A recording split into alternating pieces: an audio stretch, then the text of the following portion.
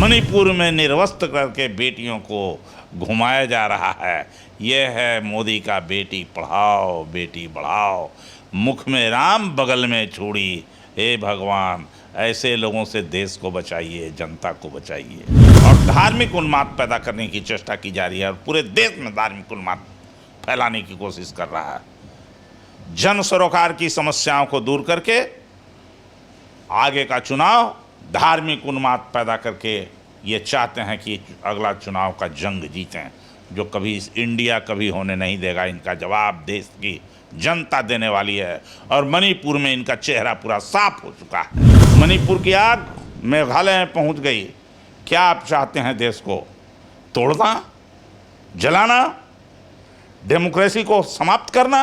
रोम जल रहा था, नीरो बंसी बजा रहा था। मणिपुर जल रहा है, प्रधानमंत्री और मुख्यमंत्री बंसी बजा रहे हैं। यह है डबल इंजन की सरकार। जो बेटियां हैं मणिपुर की, वो जंतर मंतर पर बैठी है, अपने न्याय की गुहार कर रही है। एक नारा है, we want justice, we want justice. माननीय प्रधानमंत्री जी,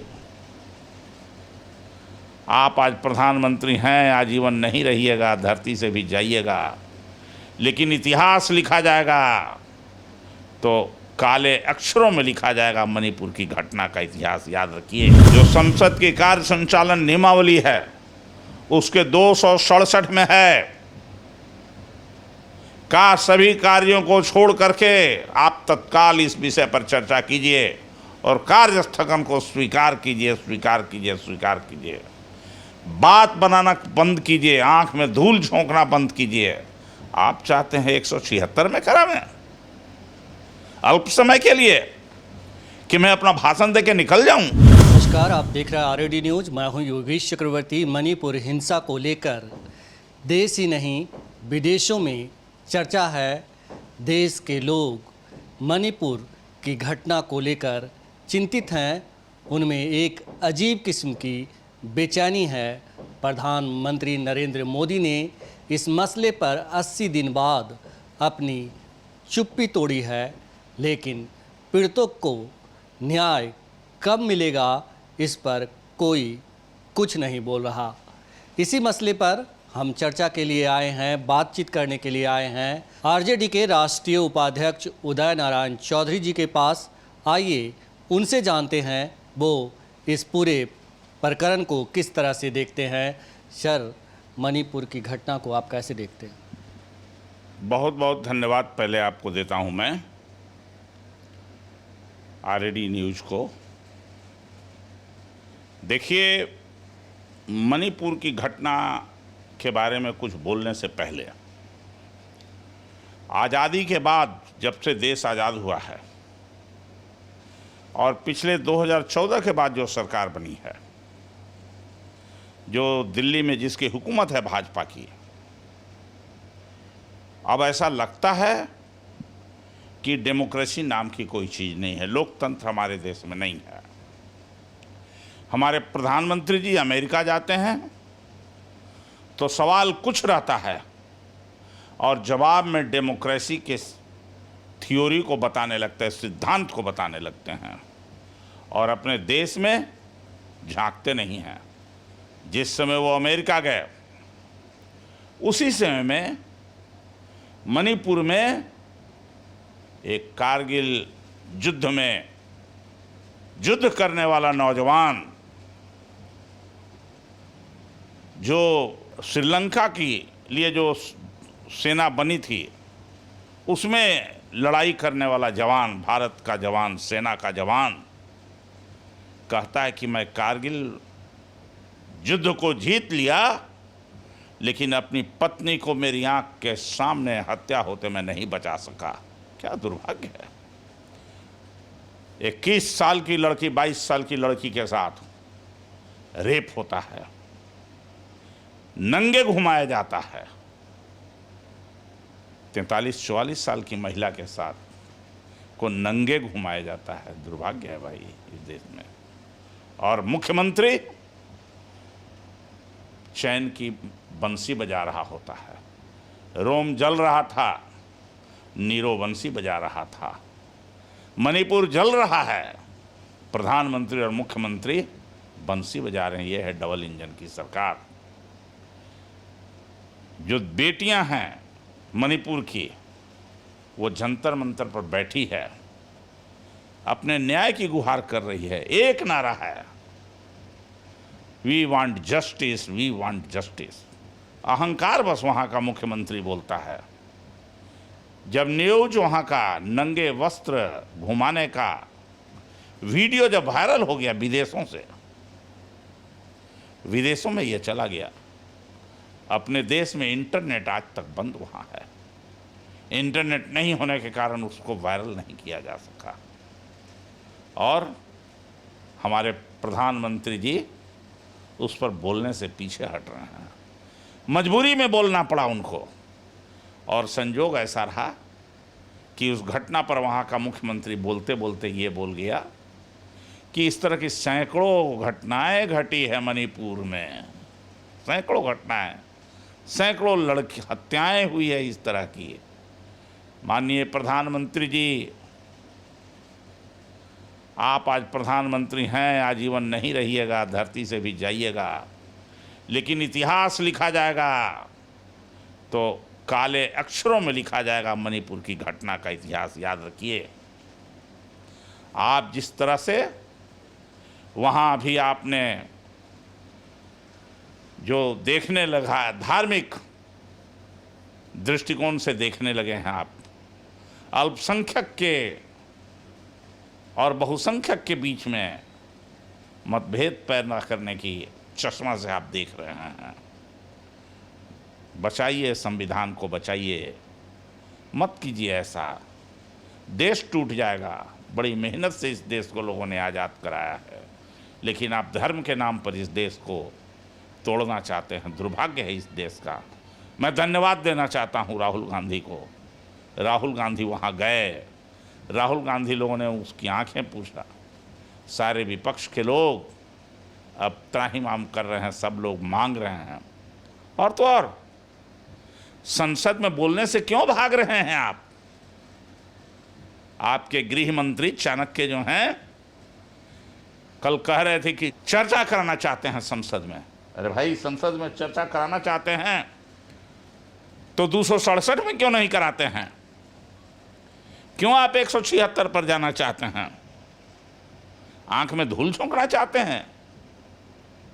मैं आम जनता को बताना चाहता हूं कि ये केवल और केवल झूठ बोल रहे हैं। चूंकि ये झूठ बोलने के तो फैक्ट्री है भाजपा। संसद में कल बोले हैं गृह मंत्री कि हम लोग इस पर चर्चा चाहते हैं, और बाकी जितने लोग हैं भोंपू लोग, वो भी बोल रहे हैं, भोंपू मंत्री लोग चर्चा चाहते हैं। क्या चर्चा चाहते हैं आप? क्यों नहीं 267 में मान रहे हैं? जो संसद की कार्य संचालन नियमावली है उसके 267 में है का सभी कार्यों को छोड़ करके आप तत्काल इस विषय पर चर्चा कीजिए और कार्य स्थगन को स्वीकार कीजिए, स्वीकार कीजिए, स्वीकार कीजिए। बात बनाना बंद कीजिए, आंख में धूल झोंकना बंद कीजिए। आप चाहते हैं 176 में करावें अल्प समय के लिए कि मैं अपना भाषण देके निकल जाऊं? लोगों का नहीं सुनिएगा आप गए भी नहीं वहां, क्या बोलिएगा आप? वहां की गवर्नर बोल रही है कि सारी घटनाओं की सूचना दी है यहां गृह मंत्रालय को। आपका गृह मंत्रालय सोया था? क्या बोलेंगे गृह मंत्री अमित शाह?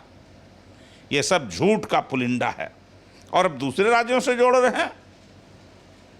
आप देश को टुकड़ा होने से बचाइए। जो खेल आप खेल रहे हैं, ये जो पूर्वोत्तर भारत है, पूर्वोत्तर भारत में आग की लपट दौड़ रही है।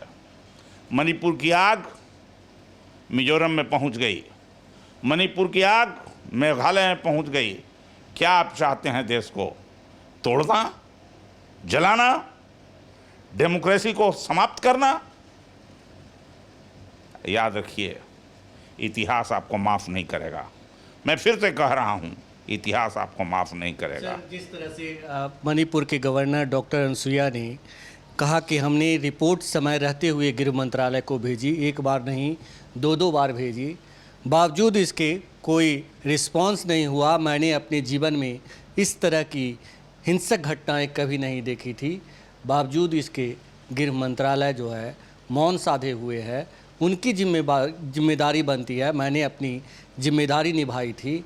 क्या आपको ये लगता है कि जिस तरह से राज्यपाल गृह मंत्रालय पर सवाल उठा रही हैं, जबकि वो बीजेपी की हैं और बीजेपी सरकार के द्वारा नियुक्त राज्यपाल है, आपको ये लगता है कि ये जो मणिपुर में हो रहा है वो स्टेट स्पॉन्सर घटनाएं हैं?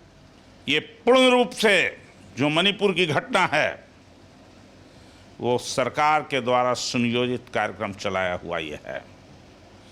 लोगों के ध्यान को ही भटकाने के लिए 2024 का जो चुनाव आ रहा है उससे चूंकि मुख्यमंत्री कहता है कि मैं अपनी सारी रिपोर्टों को भेज चुका हूं,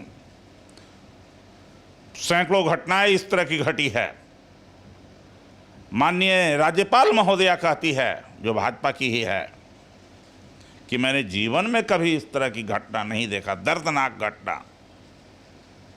और बराबर वो इसकी अब सूचना गृह मंत्रालय को दे रही हैं, जो नियम अनुसार जो प्रक्रिया है उसके अनुसार केंद्र सरकार को पहुंचा रही है। लेकिन केंद्र सरकार, अमित शाह जी कान में तेल डाल करके सोए हुए हैं, आंख बंद करके। इनको दिखाई पड़ता है केवल ये भोपाल दिखाई दे रहा है। अभी प्रधानमंत्री जी, इनको केवल दिखाई देता है जो गैर भाजपा सरकार है वहाँ केवल इनको दिखाई देता है। बाकी जगह पर आंखें में इनका पट्टी लगा हुआ है भाजपा शासित राज्यों में कि क्या हो रहा है।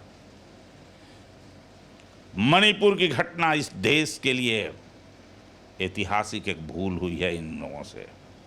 बीजेपी के नेता कह रहे हैं कि ये कोई पहली घटना नहीं है, आज़ादी के बाद से ही मणिपुर में जो है पूर्वोत्तर में इस तरह की घटनाएं होती रही है और उसे वो कहीं ना कहीं उग्रवाद से जोड़कर प्रस्तुत करने पेश कर रहे हैं। क्या कहेंगे सर? क्या ये सरकार भी चाहती है अगर पूर्वोत्तर पहले हुई है तो इनकी भी मंशा है कि इस तरह से होते रहे? यही डेमोक्रेसी है, यही ये चाहते हैं? भाई लानत है ऐसे विचारों पर, ये लोग जो बोल रहे हैं। बहुत बहुत दुख की बात है ये डेमोक्रेसी के लिए। 75 साल के आज़ादी की बाद भी हमारे देश में महिला सुरक्षित नहीं है। 75 साल के आज़ादी के बाद भी पति अपने पत्नी की इज्जत नहीं बचा सकता है। भाई के सामने बहन के कपड़े को उतार करके निर्वस्त्र किया जाता है और वो विरोध करता है तो उसकी हत्या हो जाती है। ये दुर्भाग्य है।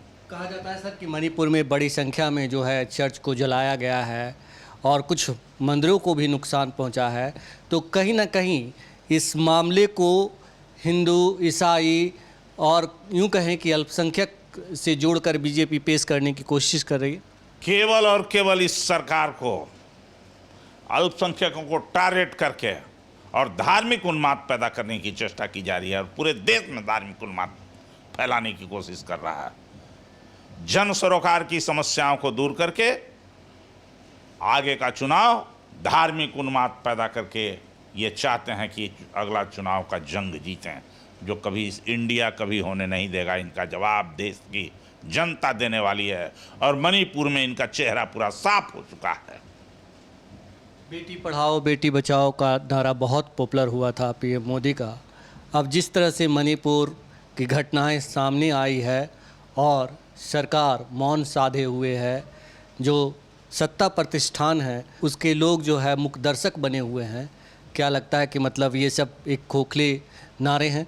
इस खोखले नारे का प्रमाण दिल्ली में ब्रिजभूषण जनता पार्टी, भाजपा जो है जिसको कि नाम रख दिया ब्रिजभूषण जनता पार्टी, जो पहलवान महिलाएं थी, जो देश की धरोहर रौनक थी, जो गोल्ड मेडलिस्ट हैं, और उनका भी रेप हुआ और महीनों धरना पर बैठी रही जंतर मंतर पर।